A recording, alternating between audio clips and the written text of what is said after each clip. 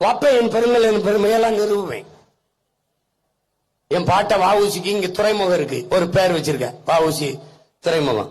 அதுல இந்த துறைமுகம் இந்த விண்ணூர் நிலையத்துக்கு என் பாட்டன் பூலித்தேவன் சிலையை வச்சு வைப்பேன். இன்னொரு இடத்துக்கு என் பாட்டன் அழகுத்துக்கொன் சிலையை வச்சு வைப்பேன். இந்த சிலையெல்லாம் எங்க வைக்க, தூக்கி எங்கேயாவது போட்டு தூர போட்டு வைப்பேன். ஒருபோதும் பூமிக்குள்ள போட்டு புதைக்க மாட்டேன். ஏன்?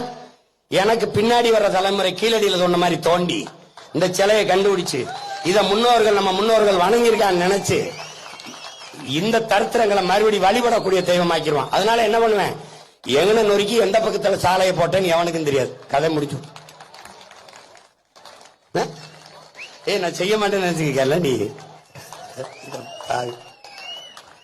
நான் செய்வேன், உறுதியா செய்வேன், நீ நம்பு.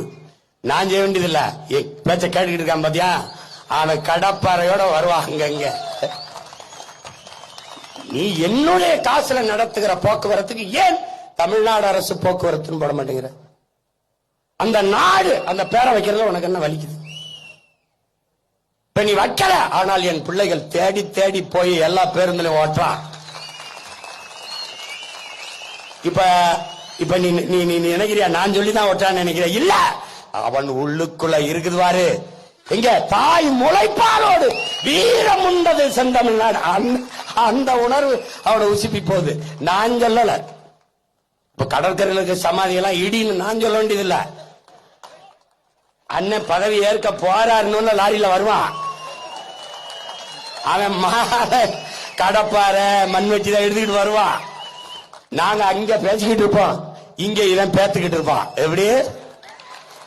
நீங்க பாரு, என் பாட்டி மேல சத்தியமா ஒரு நாள் இது நடக்கும்.